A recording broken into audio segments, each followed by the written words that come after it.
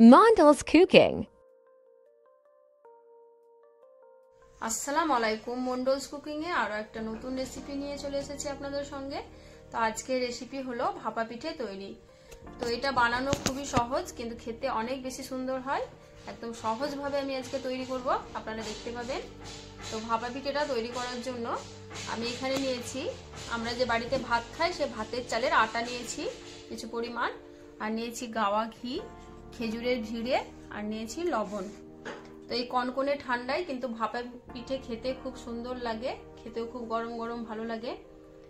তো আমি কিভাবে ভাপা পিঠেটা তৈরি করছি, তো এই ভিডিওটা অবশ্যই কিন্তু শেষ পর্যন্ত দেখবেন। ভাপা পিঠেটা তৈরি করার জন্য আমি প্রথমত আটাটাকে ভালোভাবে ভিজিয়ে নেব। তার আগে দিয়ে দেব লবণ, স্বাদ মতো লবণ দিয়ে দিতে হবে, আর অল্প অল্প করে পানি দিয়ে কিন্তু ভালোভাবে ভিজিয়ে নিতে হবে।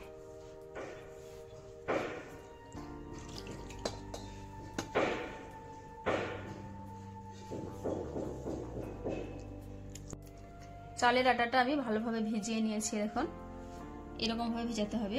এই দেখুন এরকম করলে যখন দেখবেন মুঠি মুচে যাচ্ছে, তখন জানবেন যে ভাপা পিঠেটা তৈরি করার জন্য আটাটা পুরোপুরি রেডি হয়ে গেছে।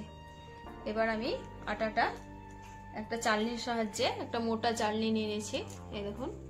তো এটার সাহায্যে আমি চেলে নেব। অল্প অল্প করে আটা নিয়ে এরকম ভাবে চেলে নিতে হবে। হাত দিলে একটু চাপ দিলে কিন্তু সবারটা পড়ে যাবে। এই দেখুন, তো আমি এটা দিয়ে চালছি।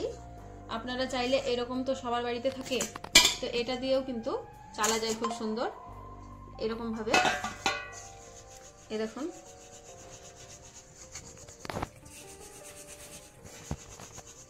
এরকম ভাবে সুন্দরভাবে কিন্তু চালা যায়। আমার ওই চালনটা আছে, তাই আমি ওটা দিয়ে চেলে নিচ্ছি।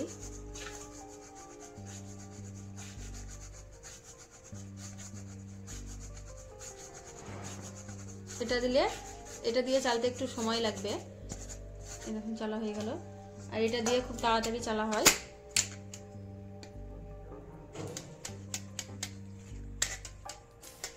এমনি ভাবে আমি সমস্ত আটাগুলো চেলে নেব।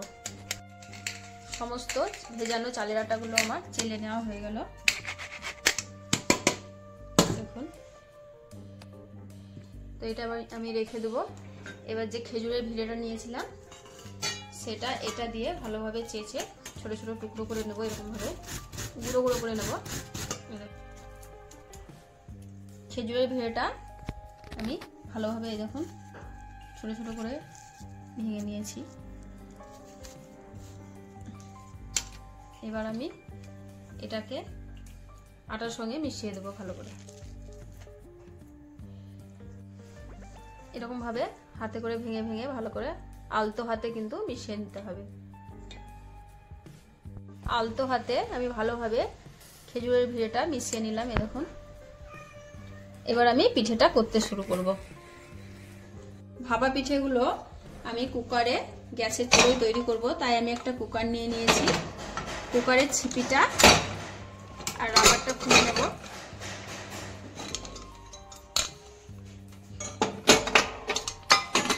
তারপর আমি ওভেনটা জ্বালিয়ে কুকারটা বসিয়ে দিলাম। এর মধ্যে এবার আমি পানি দিয়ে দেব। পানিটা অর্ধেকটা দেব, এতটা দিলাম। এবার আমি প্রেসার কুকারের ঢাকনাটা লাগিয়ে দেব পানিটা ফুটানো পর্যন্ত। এগুলো তৈরি করার জন্য আমি একটা ছোট সাইজের বাটি নিয়ে নিয়েছি, আর নিয়ে নিয়েছি একটা কাগ। তো আমি কুকারে তৈরি করব, তাই একটা কাগ নিয়েছি। কাগে কিন্তু আমি পিঠেগুলো সব তৈরি করব। এবার আমি যে আটাটা নিয়েছিলাম সেটা বাটির মধ্যে দেব।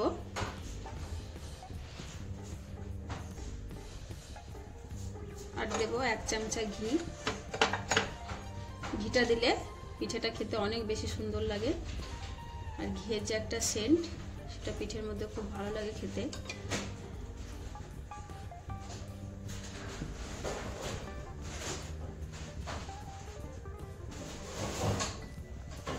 এমনি করে হাতে করে একটু সমান করে দেবো।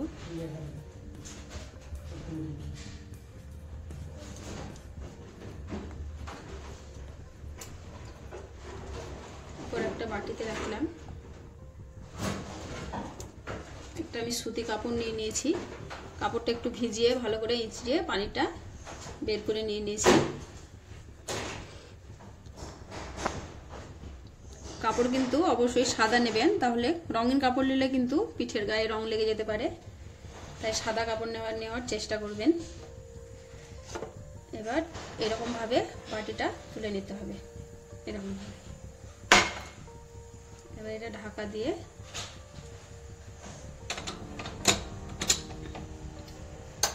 আমি কুকারের মধ্যে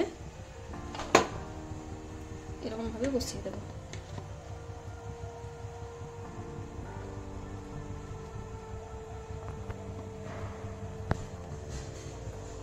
কিন্তু ঢেকে দিয়েছি, এটাতে আর কোনো ঢাকা দেওয়ার দরকার নেই।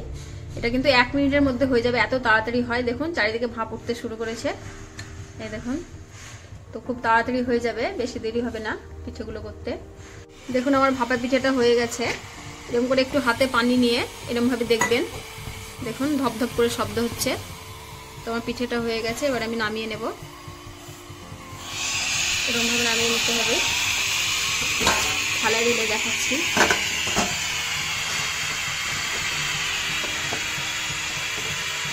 কতটা সুন্দর হয়েছে দেখুন। আরো একটা ভরে নিচ্ছি, একটা হয়ে গেল পিঠে। আরো একটা বাটিতে ভরে নিচ্ছি আটাগুলো, দেখুন। এবার আমি একটু ঘি দিয়ে দেব। খেজুরের ভিড়ের সঙ্গে ঘি একদম দারুণ টেস্ট লাগবে।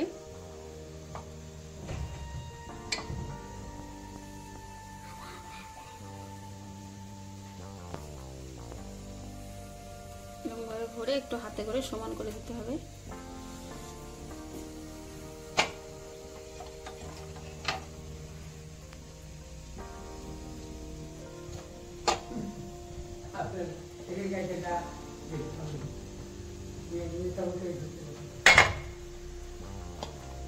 এবার আমি কুকারের মধ্যে বসিয়ে দেব।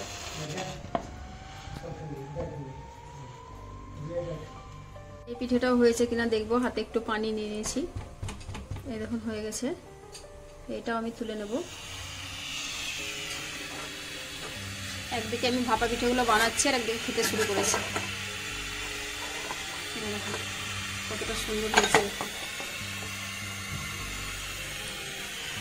তো এরকম ভাবে আমি সমস্ত পিঠেগুলো তৈরি করে নেব। সব পিঠেগুলো আমার শেষের দিকে, আর একটা বাকি আছে, আর একটা হবে এটাতে। তো আপনাদের শেষেরটা দেখিয়ে দিচ্ছি কেমন ভাবে করতে হবে। এরকম ভাবে দিয়ে ঘিটা দিয়ে দিলাম।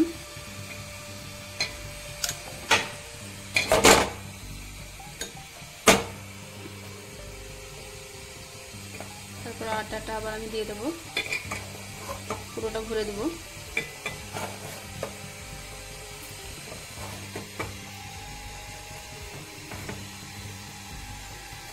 হাতে করে একটু সমান করে দিতে হবে। এই দেখুন,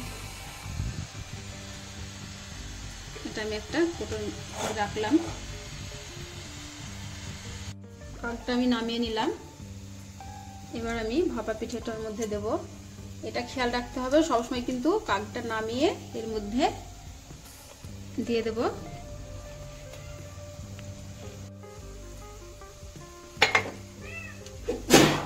এমনি ভাবে দিয়ে তারপর কাকটা এর মধ্যে বসিয়ে দিতে হবে, তাহলে হাতের মধ্যে ভাপটা লাগবে না। হাতে একটু পানি নিয়ে নিয়েছি, পিঠেটা হয়েছে নাকি দেখবো। এখন হয়ে গেছে। এবার আমার সব পিঠেগুলো হয়ে গেল, ওভেনটা বন্ধ করে দেবো। এটা নামিয়ে নেব। আজকের আমার রেসিপি ভাপা পিঠে তৈরি। তো দেখুন ভাপা পিঠেগুলো কত সুন্দর হয়েছে, দেখতে কত সুন্দর লাগছে। এটা খেতেও কিন্তু খুব ভালো লাগে। এই কনকনে ঠান্ডায় কিন্তু গরম গরম ভাপা পিঠে খুবই টেস্ট লাগে। তো আপনারাও আমার মতো এরকম বাড়িতে সহজেই তৈরি করে নিতে পারবেন। তো আমার এই রান্নার রেসিপি কেমন হয়েছে আমাকে কমেন্ট করে জানাবেন। আরও এরকম ধরনের নতুন নতুন রান্নার রেসিপি পেতে আমার চ্যানেলটিকে সাবস্ক্রাইব করে আমার পাশে থাকবেন। আবারও আসছি অন্য কোনো রান্নার রেসিপি নিয়ে। ভালো থাকবেন, সুস্থ থাকবেন। আল্লাহ হাফেজ।